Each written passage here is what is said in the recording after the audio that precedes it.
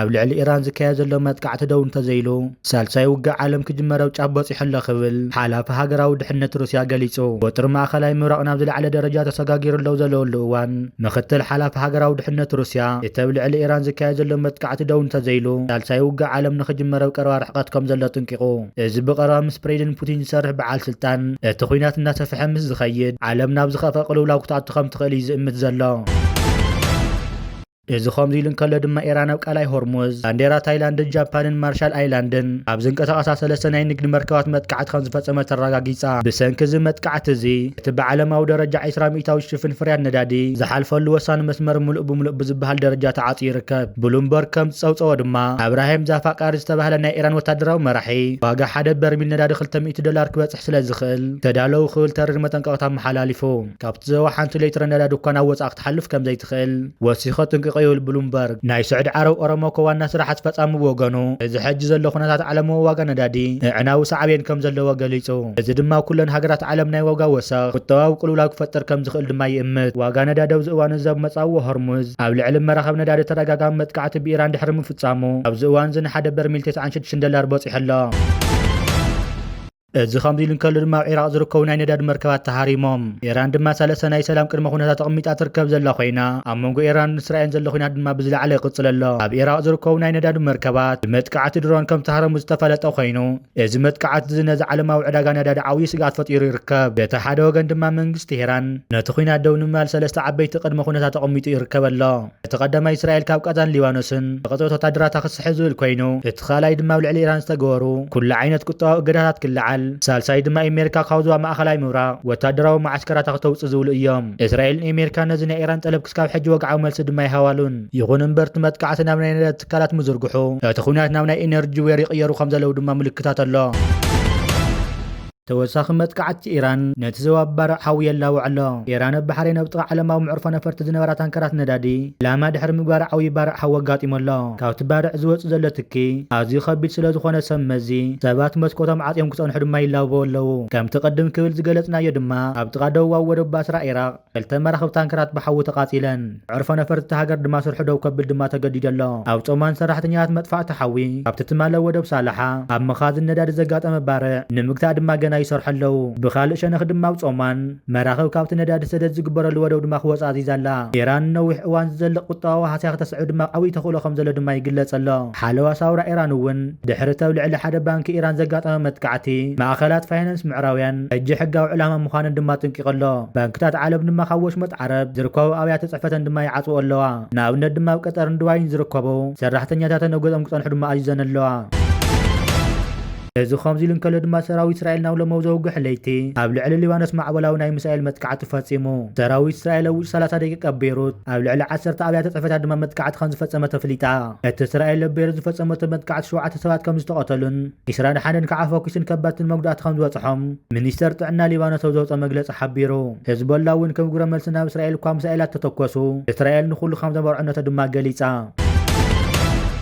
እዚ ከምዚ ኢሉ እንከሎ ድማ ኣብ ዝሓለፉ ውሕዳት ሰዓታት ምምላእ እስያ ዋጋ ነዳዲ ብ900 ሚእታዊት ወስኽ ብምርኣይ ንሓደ ዘይተፃረየ በርሚል $100 በፂሑ ይርከብ ኣሎ ከም ኣሜሪካ ዓባይ ብሪጣንያ ካልኦት ዝርከበን ዓሰርተታት ሃገራት ዋጋ ነዳዲ ንምርጋእ ካብቲ ንእዋን ሓደጋ ተባሂሉ ዝተኸዘነ ነዳዲ ኣብ ጥቕሚ ከውዕልኦ ምዃነን እኳ እንተሓበራ እቲ ዋጋ ግን ክንክ ድማ ኣይተረአየን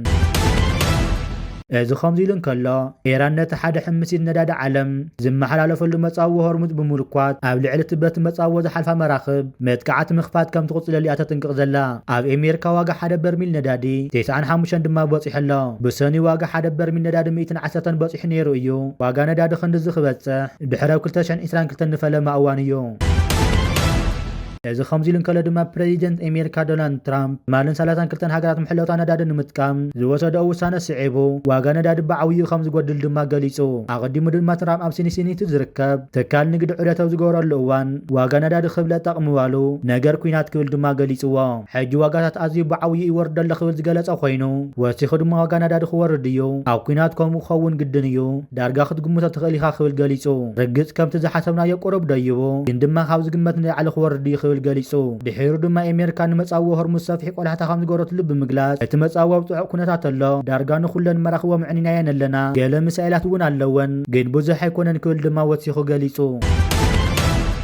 እዚ ከምዚ ኢሉ እንከሎ ድማ ሃገራዊት ጋንታ ኢራን ኣብ ዝመጽእ ክረምቲ ሰሜን ኣሜሪካ ዝካየድ ውድድር ዋንጫ ዓለም ኩዕሶ እግሪ ከም ዘይተሳተፍ ሚኒስትር ስፖርትን መናእስያትን ተሃገር ኣፍሊጡ። ኣሕመድ ደንያመው ዘካየደ ቃለ ምሕተት እዚ ብልሽውና መንግስትን መራሒና ብምቕታሎ ግምት ብምእታው ኣብ ዋንጫ ዓለም ንምስታፍ ዘፍቅድ ኩነታት የለን ክብል ገሊጹ። ተጻወትና ውሕስነት የብሎምን ንምስታፍ ዝዕድም ሃዋህው የለን ዝበለት በዓል ስልጣን ኣብ ውሽጢ 9 ወርሒ ክልተ ኩናት ሃገሩ ከም ዝተኣወጀን ብሰንኩ ሓያሎ ሸሓት ዜጋታት ከም ዝተቐተሉን እውን ተዛሪቡ። ሓላፊ ፌደሬሽን ኩዕሶ እግሪ ኢራን ብወገኑ ናይተን ውድድር ናብ ኣውስትራልያ ዝኸደ ደቂ ኣንስትዮ ተጻወትቲ ሃገር ብምጥቃስ እቲ ሃገራዊት ጋንታ ኩዕሶ እግሪ ደቂ ኣንስትዮ ናብ ኣሜሪካ ክሰዱ ቁርባት ከም ዘይኮን ድማ ኣሚቱ። እተን ደቂ ኣንስትዮ ተጻወትቲ ኩዕሶ እግሪ ዝገጠመን ጸገማት ኣብ ግምት ምእታው ዋንጫ ዓለም እውን ከምኡ እዩ ዝመስል፣ ስለዚ ድማ ነታ ጋንታ ናብ ኣሜሪካ ምልኣኽ ጥዑይ እምሮ ዘለዎ ሰብ ዝቕበሎ ኣይኮነን ክብል ድማ ገሊጹ። እተን ኣባላት ሃገራዊት ጋንታ ደቂ ኣንስትዮ ኢራን ኣብ ውድድር ዋንጫ ኤስያ ንምስታፍ እየን ናብ ኣውስትራልያ ከይደን ነይረን። ኣብቲ ውድድር ድሕሪ ምግላፈን ድማ ዝበዝሓ ወፅየን እየን። ቅድሚ ፆታ ኣብ ዝግበር ስነ ስርዓት ሃገራዊ መዝሙር ኢራን ክዝምራ ፈቃደኛ ዘይኮነ 5 ካብኣተን ግን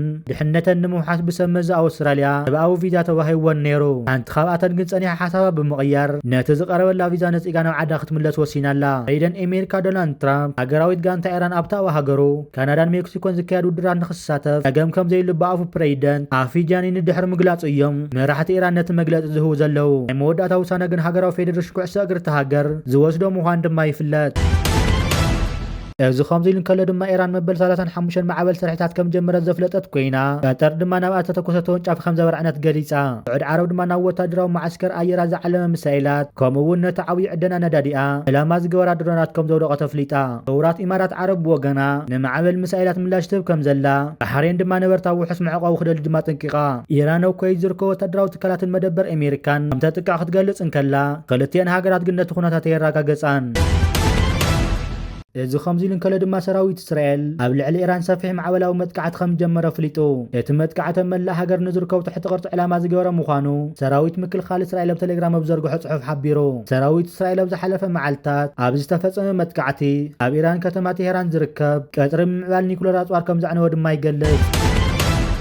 እዚ ከምዚ ኢሉ እንከሎ ድማ ምምሕዳር ሓበሬታ ጸዓት ኣሜሪካ ኣብ ቀዳማይ ፍርቂ ዓመታዊ ዓመት 2026 20 ሚልዮን በርሚል ነዳዲ ብመጻዊ ሆርሙዝ ከም ዝሓለፈ ይገልጽ። እዚ ማለት ድማ ኣስታት 600 ቢልዮን ዶላር ዝግመት ዋጋ ነዳዲ ብመልክዕ ንግዲ ዓመታዊ በዚ ባሕሪ እዚ ከም ዝሓልፍ ኣረጋጊጹ። እንተኾነ ግን ምዝባዕ ኣብዚ መጻዊ ምስ ዘጋጥም ኣብ ዓለማዊ ቀረብ ነዳዲ ዓብዪ ምዝንባዕ ከስዕብ ከም ዝኽእል እዮም ዝገልጹ። ብኡ ንብኡ ከዓ ዋጋታት ኣብ መላእ ዓለም ክዓቢ እንከሎ ብቕፅበት ንዕዘብ ኣለና። እዚ ሕጂ ዝረአ ዘሎ ናሃር ዋጋ እውን ውፅኢት ናይ ዝንብሎ ዘለና ከም ዝኾነ እዩ ዝግለጽ። ተንተንቲ ናይ ማእኸላይ ምራቕ ከም ዝገልጽዎ እዚ ግጭት እዚ እንተተጋዲድን ተተናዊሕን እቲ ሳዕቤን ኣዝዩ ዝኸበደ ክኸውን ከም ዝኽእል ድማ የጥንቅቑ። እዚ ማለት ነተን ካብ ወሽመጥ ዓረብ ዝመጽእ ነዳዲ ዝምርኮሳ ሃገራት ከም በዓል ኣሜሪካ ሓዊስካ ካልኦት ሃገራት ከቢድ ፀቕጢ ሳዕቤን ከስዕበለን ይኽእል እዩ። መጻዊ ሆርሙዝ ኣብ መንጎ ኢራን ጾማንን ዝርከብ መጻዊ ኮይኑ መእተውን መውፅን ናይዚ መጻዊ 50 ኪሎ ሜትር ስፍሓት ዘለዎ እዩ። እቲ ማእኸላይ ሸነኹ ዝፀበበ ኣካል ናይቲ መጻዊ ስፍሓት 40 ኪሎ ሜትር ድማ ይኸውን። ስለዚ እቲ መጻዊ እቲ ማእኸላይ ክፋል ዓሚቕ ዝኾነ ቦታን እቲ መእተውን መውፅን ንዓበይቲ መራኽቢ ውሕስ ምዃኑን ከምኡውን ነተን ከቢድ ነዳዲ ዝፀዓና መራኽብ ዝጥዕም ምዃን ድማ የረጋግጹ። ኢራን ነዘን ዓመታዊ ብመጻዊ ሆርሙዝ ዝሓልፋ ልዕሊ 100 ዝኾና ከበድቲ መራኽብ ከመይ ኣቢልያ ትቆፃፀረን ተዳኢልና ድማ ቁልጡፍ መጥቃዕቲ ዝፍጽማ ፈጠናት ጀላውን ተማሪናት ከምኡውን ነተጉቲ ኣብ ውሽጢ ባሕሪ ብምንጻፍ ምዃኑ ድማ ይፍለጥ። እተን ፈጠናት ጀላው ድማ ጸረ ሚሳኤል ዝዓጠቓ እየን። ስሩዕ ሓይሊ ባሕሪ ኢራን ንስላማዊ ሓለዋ ሳውራ ንመራኽብ ውግእ ንግዳውያን መራኽብን ናይ ካልኦት ሃገራት ንኸጥቅዑ ጽጉሞም ነገር ከምዚ የለ እዩ ዝግለጽ። ኢራን ድማ ከምዚ ዓይነት ኩነታት ዓበይቲ መራኽብ ውግእ ከም ዘይተዋፍር እዩ ዝግለጽ። ምኽንያቱ ድማ ብቐሊሉ ብናይ እስራኤል ወይ ከዓ ብናይ ኣሜሪካ መጥቃዕቲ ዕላማ ስለ ዝኾና ብሕቡእ እያ ትስርሒታት ትፍጽሞ ዘላ። ስዑድ ዓረብ ብመጻዊ ሆርሙዝ ኣቢላ ኣብ መዓልቲ 6 ሚልዮን በርሚል ዘይተጣረየ ነዳዲ ድማ ትሰድድ። እዚ ስዕዲ ትሰዶ ሰደድ ካብ ዝኾነ ሃገር ናይቲ ዞባ ንላዕሊ ምዃኑ ድማ ይፍለጥ። ዓበይቲ መራኽብ ቻይና፣ ህንዲ፣ ጃፓን፣ ደቡብ ኮርያን ካብኣቶም ብመጻዊ ሆርሙዝ ኣቢለን ዘይተጣረየ ነዳዲ ሒዘን ዝሓልፋን ከም ድሌተን ዝኣትዋን ዝወፃን ዝነበራ ሃገራት እየን። ምምሕዳር ሓበሬታ ጸዓት ኣሜሪካ ከም ዝገለጾ እንተኮይኑ ኣብ 2022 ጥራይ ኣስታ 82 ሚእታዊ ኣብ ዘይተጣረየ ነዳድን ካልእ ተፈጥሮኣዊ ሃፍትን በዚ መጻዊ ሆርሙዝ ኣቢሉ ናብ ኤስያ ከም ዝሓልፍ ድማ የረጋግጽ። ከምኡውን ኣስታ 60 ሚእታዊት ቀረብ ነዳዲ ደቡብ ኮርያ ብመጻዊ ሆርሙዝ ኣቢሉ ይሓልፍ ምንባሩ ድማ ይፍለጥ። ኣሜሪካ እውን በዓላ መዓልታዊ ኣስታ 7,000 በርሚል ዘይተጣረየ ነዳድን ካልእ ማዕድናትን ብመጻዊ ሆርሙዝ ኣቢላ እያ ተጓዓዕዝ። ካብዚ ኩሉ ጸብጺብካ ክርአ እንከሎ ኣውሮፓውያን ብፅሒቶም በዚ መጻዊ ኣቢሉ ተጓዓዒዙ ዝበፅሖም ነዳዲ መዓልቲ ትሕቲ 1 ቢልዮን በርሚል እዩ ዝኸውን። ስለዚ ብሰንኪ ምዕጻው መጻዊ ሆርሙዝ ዝያዳ ጽልዋ እንተሃለዋ ሃገራት ዓረብን ኤስያን ካብ ኣሜሪካን ሃገራት ኣውሮፓን ንላዕሊ ንሳተ ክፋታተን እየን ዝህሰያ ከምኡ ስለ ዝኾነ እዩ ድማ ሓያላት ሃገራት ኤስያ ምስ ኢራን ጽቡቕን ጥቡቕን ዝኾነ ዝምድና ዘለወን ቻይና ሓንቲ ካብተን ዓበይቲ ተጠቀምቲ መጻዊ ሆርሙዝ ነዳዲ እያ ኢራን ብበዝሒ ነዳዲኣ ንቻይና ትሕቲ ዋጋ ዕዳጋ ዓለም እያ ትሸጠላ እዚ ድማ ነቲ ብእገዳ ኣሜሪካ ዝተሃሰ ቀጠዋ ንምድጋፍ ንኢራን ድማ ሓጊዝዋ እዩ ቤጂንግ ከም ተጠቃሚት ነዳዲ ኢራን መጠን ወሰኺ ዋጋ ነዳዲ ወይ ድማ ምዝንባዕ መስመራት መራኽብ ከጋጥም ድማ ፍጹም ዘይትቕበሎ ጉዳይ እዩ እሞ እዚ ሕጂ ዳ እንታይ ኮይና ተዳኢልና ድማ እዚ ንዕዘቦ ዘለና ከም መፈለምታ ቻይና ነዚ ኣገዳሲ መስመር ዝኾነ መጻዊ ሆርሙዝ ንኸይዕጾ ሙሉእ ዲፕሎማስያዊ ጽልዋ ክትጥቀም ድማ ትረአላ ደረውን ምስ ስዑድ ዓረብ ክትዛረብ ጀሚራ ዘላ ኮይና ግን ድማ ውፅኢታዊ ድየ ውፅኢታዊ ዝተፈለጠ ነገር የለን ምክንያቱ ድማ መሰረታዊ ዕላማ ኣሜሪካ ንምንብርካኽ ቻይና ኮይኑ ካብ ቬንዙዌላ ሰጊግዋ ከብቅዕ በዚ ንሳ ሰላማዊ መፍትሒ እንተናድየሉ እዋን ኣሜሪካ ነቲ ዓብዪ ነዳዲ ዘፍሪ ደሴት ኢራን ዝኾነ ካርጆ ክሕዚ ሸባሸብ ምህላው ንቻይና ድማ ቅሳነ ዝህበ ኣይኮነን ብኻሊእ ዜናና ድማ ኣካል ሓይልታት ሰራዊት ትግራይ ዝኾነ ኣርሚ 70 ድልድል ወታደራዊ ዓቕሚ ዘለዎ ኣርሚ እዩ እዚ ኣርሚ ዝሕማም ርእሲ ብልጽግና ኮይኑ ብልጽግና ኦሮሞ ኣርሚ 70 ንምፍራስ ብዙሕ ድራማታት ሰሪሑ ብተደጋጋሚ ድማ ከም ዝፈሸለ ይፍለጥ ብኣማይት ሚልዮናት ብር መዲቡ ዝፈሸለ ወዲ በሻሻው ዝለመቆና ድማ ንኣርሚ 70 ድዲኣር ጀሚሩ ዝብል ሓድሽ ድራማ ሒዙ ቅልቅል ኢሉ ኣሎ ኣርሚ 70 ሎማዓንተ ዘውፅኦ መግለፂ ድማ ዋላ ሓደ ውልእኹ ዘሎ ተጋዳላይ ኣርሚ 70 ናብኣቶም ከም ዘየበለ ድማ ፍሊጥ ኣሎ ኣርሚ 70 ሕጂ እውን ኣብ ስራሕ ዝርከብ ድማ ገሊጹ መጠንቀቕታ ጸሓፊ ጉዳያት ኣሜሪካ ማርኮ ሮቢዮ ንመራሒ ስርዓት ብልጽግና ቴሌፎን ጸሓፊ ወጻኢ ጉዳያት ኣሜሪካ ማርኮ ሮቢዮ ትማሊ መጠንቀቕታ ንኣብይ ዝሃቦ ኮይኑ ብማዕኸናት ሚድያ ኢትዮጵያ ግን ኣይተዘርግሐን መራሒ ኢትዮጵያ ሕንጠይ በሻሻ ዝጠቅምን ዘይጠቅምን ዝርሖም ማሕበራዊ ሚድያ ምጥቃዕ ድማ ዝቕድሞ የለን ሓደ ግዜ ምስ ዝናሽ ታያቸው እኳ ኣብ ናይ ብሕቲ ቤቶም ዝገብሮ ምጥቃዕ እዩ ዝተርፎ ወዲ በሻሻ ትማሊ ምስ ጸሓፊ ወጻኢ ጉዳያት ኣሜሪካ ብቴሌፎን ተራኺቦም ማሕበራዊ ሚድያ ዘይጠቅዑ ድማ ንውር ዲፕሎማስያዊ ጻውዒት ስለ ዘይነበረ እዩ እቲ ንሱ ዝሃቦ ተሪ መጠንቀቕታ ኮይኑ ቀድሚ ምክንያት ዘይምጥቅዑ ማርኮ ሮቢዮ ሕርሕራይ ገይሩ ድማ ዘሊፍዎ ስለ ዝኾነ እዩ ትገብሮ ዘለኻ ሓደገኛ ነውራምን ምንቅስቓስ ጠጠወብል ምስ RSF ጆኖሳይደር ትገብሮ ዘለኻ ዘይቅዱስ ሽርክነት ጠጠወብል ክብል ጸሓፊ ጉዳያት ወጻኢ ኣሜሪካ ማርኮ ሮቢዮ ኢትዮጵያ ምስ ጎራውታ ተሳንያ ንዞባዊ ርግኣትን ምዕባለን ክሰርሕ ይግባእ ክብል ይገሊጹሉ ምርግጋጽ ዞባዊ ርግኣትን ምዕባለን ሓደ ካብ ቀዳምነት ፕሬዚደንት ትራምፕ እዩ ድማ ክብል ገሊጹሉ ማርኮ ሮቢዮ ደው ኢሉ ጉዳይ ባሕር ዳዓሰብ ካብ ኣፍካይ ተውፅእ ዝኸወይ ትረብስ ዝበለ ኮይኑ እዚ ድማ እዩ ሕንጠይ በሻሻ ጀሚርካ ሚድያታት ኢትዮጵያ ኩሎም ተኸፈልቲ ሰራዊት ጨጪሎም ቆርጢሞም ዝርከቡ ዘለው ቀዳሙ ኩሉ ግዜ ቀዳም እዩ ናተይ ዝብሉ ኣጀንዳ ይኹን ዕላማ የብሉን ቀዳሙ እዩ ዝገበሎ ይገብር ኣይትግበር ተባሂሉ ድማ ስቕ ይብል ሕንጠይ በሻሻ ኣፍካ ሕተም ተባሂሉ ኣሎ ዝግበር የለን ከምታ ተባሃልከይ ኣፍካን እግርኻን ምእካብ ጥራይ እያ እዚ ከምዚ ልከለ ድማ ኣዲስ ኣበባ ሓይልታት ጸጥታ ብልጽግና ቅትለት ኤርትራዊ ድማ ተፈጺሙ ኣሎ ኣብ ኢትዮጵያ ዝርከቡ ኤርትራውያን ስደተኛታት ዝርከቡ ኩነታት ጸጥታ እናገደደው ዝኸደሉ ዘሎ እዋን ብዕለት 24 ለካቲት 2026 ኣብ ኣዲስ ኣበባ ክፍለ ከተማ ላፍቶ ብሓይልታት ጸጥታ ብልጽግና ሓደ ኤርትራዊ ተቐቲሉ እቲ ግዳይ ኣማኑኤል ኣርኣያ ዝተባሃለ ኮይኑ ብመሰረት ጸብጻባት ናቕፋ ፍረስ ድማ ኣማኑኤል ፖሊስ ኣዲስ ኣበባን ምኾናት ጸጥታን ኣብ ትሕቲ ቁፅር ውዒሎም ክሓድም ፈቲሙ ብባልዮም ብጥይት ቀቲሎም ዝርከቡ ዘለው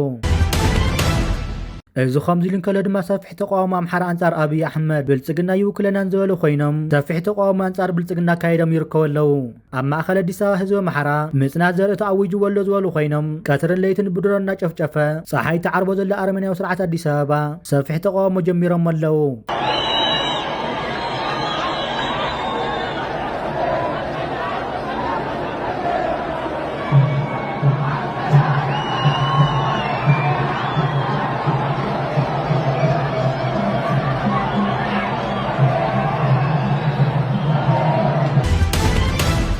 እዚ ከምዚ ልንከለ ድማ ጓሞ ዘጋጠመ ሓደጋ ምንሽርታት መሬት 96 ሰባት ሃለዋቶም ጠፊኡ ኣብ ዞባ ጓሞ ወረዳ ጫምቦ ባባ ኣብቲ ዘጋጠመ ከቢድ ሓደጋ ምንሽርታት መሬት 96 ህይወት ሰባት ከም ዝጠፍአ ተገሊጹ ካብዚኦም ክስካብ ሕጂ ሬሳ 36 ሰባት ጥራይ ከም ዝተረኸበ ድማ ተፈሊጡ ኣሎ እቲ ሓደጋ ንመጀመርያ ዘጋጠመሉ እዋን ናይ 4 ህይወት ዘሕለፉ ኮይኑ እቶም ዝሞቱ ሰባት ሬሳ ንምድላይ ዝተጎድኡ ንምርዳእ ዝመፁ ብዙሓት ሰባት ብተወሳኺ ብዘጋጠመ ካልኣይ ምንሽርታት መሬት ተደፊኖም ከም ዝተረፉ ድማ ተሓቢሩ እዚ ድማ ነቲ ናይ ሞት ቁጥሪ ኣዝዩ ክብ ከም ዝብል ድማ ገይርዎ ይርከብ ኣሎ እስካብ ሕጂ ብዘሎ ሓበሬታ ኣብ ዞባ ዴሳ 95 ሰባት ኣብ ላካ ድማ ሓደ ሰብ ብጠቕላላ 96 ሰባት ኣብቲ ሓደጋ ከም ዝጠፍኡ ድማ ተረጋጊጹ ኣሎ ካብዚኣቶም ዝጠፍኡ ሰባት ድማ ሬሳ 33 ሰባት ከም ዝተረኸበ ኮሙኒኬሽን እቲ ወረዳ ገሊጹ